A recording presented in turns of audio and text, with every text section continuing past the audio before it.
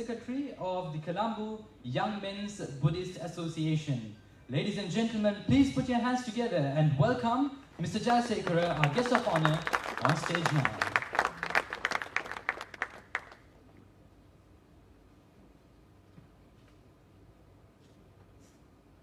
Good morning to all of you. His Excellency Riaz Hamidullah, High Commissioner for Bangladesh in Sri Lanka, Mr. Nafil, the President YMMA Conference, Mr. Saeed Rizmi, General Secretary YMMA Conference, other distinguished members at the head table,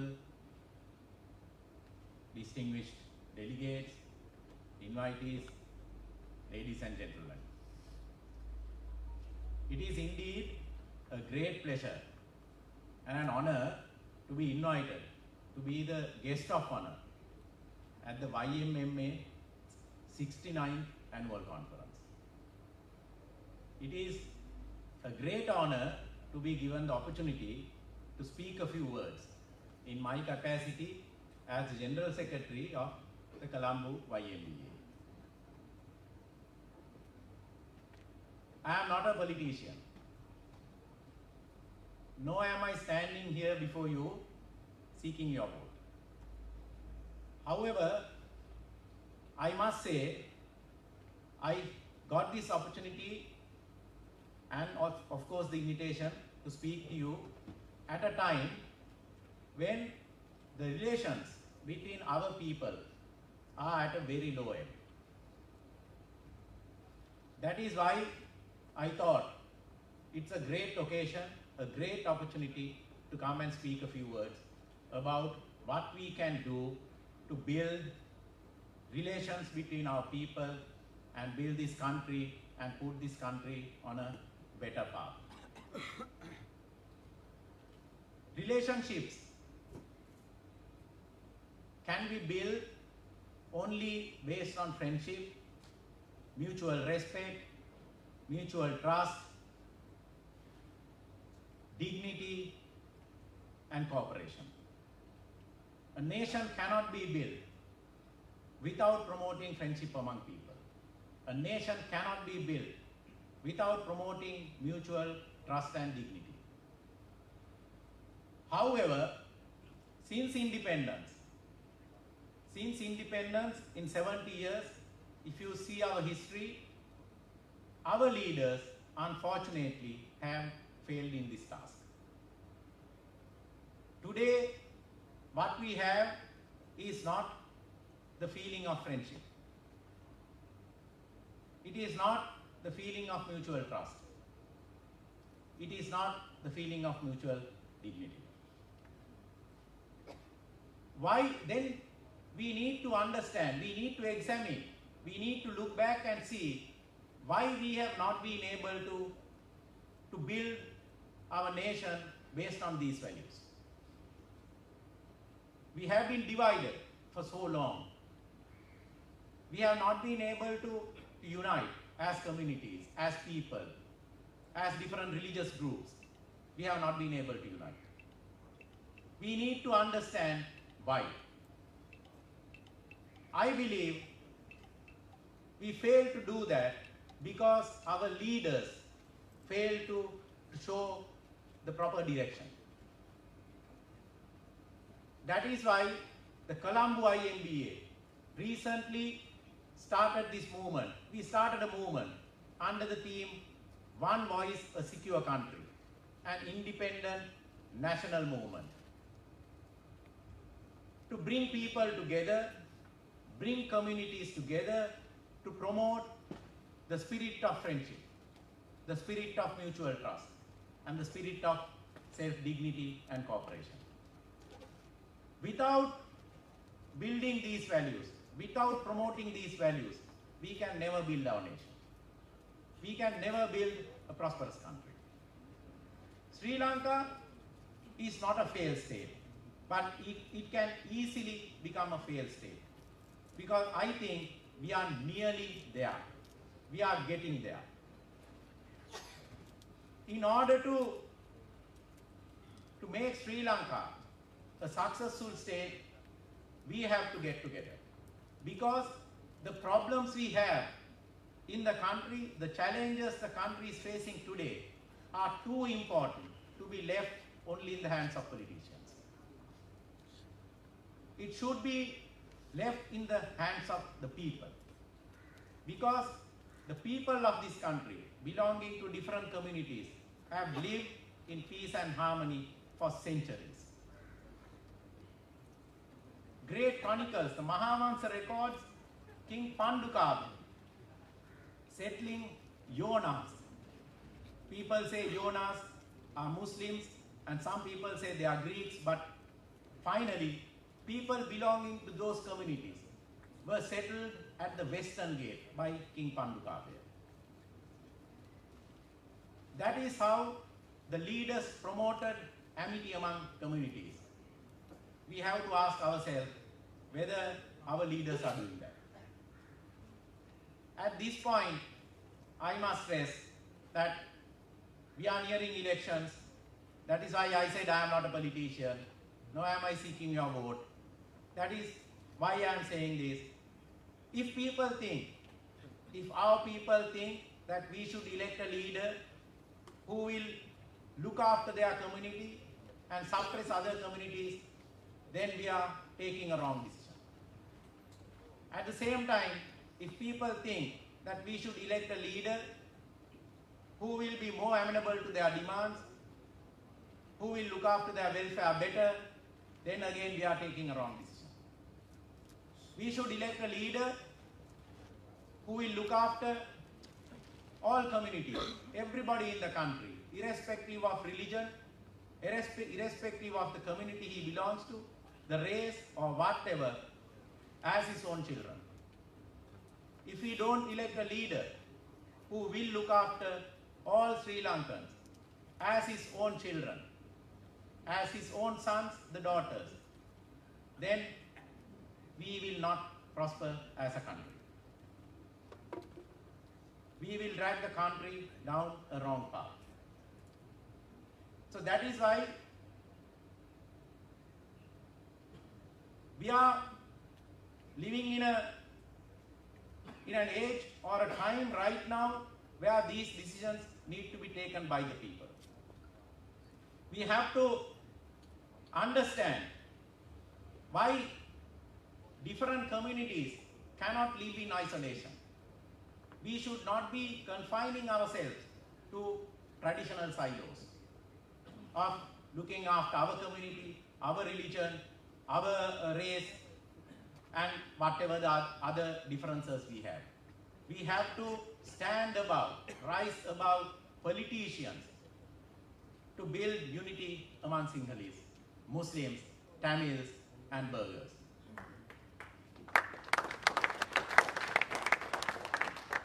Today, we remember with gratitude great Muslim leaders you produced, your own sons. Late T.B. Jaya, people remember with gratitude. Late Deshaman Badudin Mohammed, people remember with gratitude. In fact, before I came, I met my mother yesterday. I asked her what her opinion about Deshamanya Badudin Mohammed, because I hardly remember him. Then she said, he was a great man. We have to ask our people, we have to ask ourselves whether we speak of our present leaders in the same spirit. They rose above communities. Late T.B. Jaya was a great pillar in our independent movement. Late Deshaman Badudin Mohammed, twice education minister. Nobody protested when he was appointed for the second time as the Minister of Education. People welcomed him. He enriched not only Sahira College, he enriched Anand College, Nalanda College, Mahendra College, Vishaka College, Hindu College, Muslim College. Everything he enriched without drawing a slightest distinction between these schools. And those are the leaders you have produced. So it is up to you to produce the same kind of leaders again. We also have the same responsibility. The majority population has the same responsibility. Today, from the Colombo YMBA, we are coming out in the open and saying the way our leaders are running this country is not the proper way. It needs courage to say that. We have to muster courage. We have to have conviction to say that. We have to have the personality to say that. And we expect, that is why the Colombo YMBA invited YMMA, we invited Sri Lanka Islamic Center, we invited all Ceylon Hindu Congress to join with us to give the same message. This is too important to be left only in the hands of politicians. We have to work together as communities. We have to bring together all our people to stand shoulder to shoulder, to work for peace and prosperity in this country. What do we need to address then? Today, please pardon me for saying this, and let me say this. Today, we are living at a time when majority of the people think Muslims in the country are trying to outgrow other populations or other communities in the country. This is a key problem faced by the people, a point of suspicion created in the minds of the people. So it is up to you to allay those fears. Today I saw in Sunday Times, Muslim women are talking about the amendments to Muslim marriages and divorce act. So from Colombo YMBA, we encourage those initiatives. It is not up to a community to come and tell another community what they should be doing. It has to come from the same community, the same people. You should decide for yourself what you need to do, what you need to do to forge amity among communities. And we should learn from history. We should learn from history and we should not let history repeat. I was in Ampara 2 weeks ago talking about the YMBA and our movement, what we are setting out to do.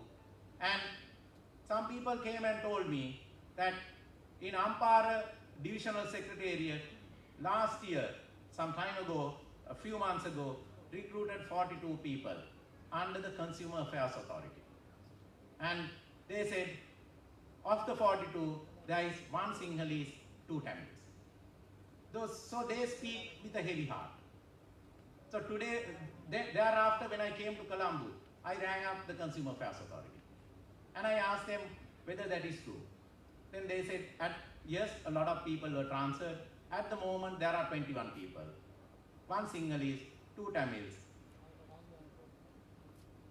So we need to, what we need to understand is these decisions are taken by somebody in Colombo. It is not the decisions of the people there. But when somebody takes a decision like that from Colombo, what he does is, he embarrasses the people living in harmony in those areas. So that is why we need to address these things. We need to tell our leaders, hey, this is not the way to address issues. We need to live with our neighbors in a spirit of friendship, cooperation. So what I want to say is, finally, if the leaders are given the opportunity and the freedom to take decision from Colombo alone without understanding the ground situation, without understanding how peacefully people in their respective areas live, then they make wrong decisions. That will embarrass people. That will create tension. These are wrong decisions. So all communities have same issues.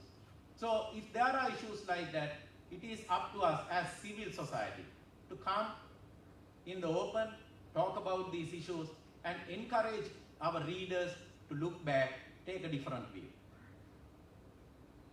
Take a different view in the interest of the country, in the interest of the society, and in the interest of people. So finally, what I want to say is, as people, as civil society, ordinary people, we need to have courage, conviction, and the personality to come out in the open, speak about these issues, and compel our leaders to relook at the way the country is being governed, because this country can be governed better. We all agree in the 70 years since independence, the country is not where it should be. The country should have been at a much higher level than where it is today. We talk about Singapore. Singapore in 1960s was in the third world and we were in the first world. Today we are below the third world. Singapore is in the first world. What has happened? What has happened? Are we happy? We are not happy. So I don't want to take too much time. My final message is, if we don't compel our leaders, if we don't create an environment where our leaders are compelled to build bridges between our people, build a spirit of friendship, spirit of trust, spirit of cooperation, then we will not be able to go forward as a nation. We will never be a prosperous country. That is why we want to work with other communities. We are reaching out to other communities. Come, join with us, speak up. We will have to get together and create a better world, not only for us, but all for our children. And let me conclude with a quote from Dhammapada. Buddha said, "Hatred ceases not by hatred, but by love." I wish you all the very best. Thank you. Thank you very much, Mr. Jayasekara, for those thoughtful words. Ladies and gentlemen,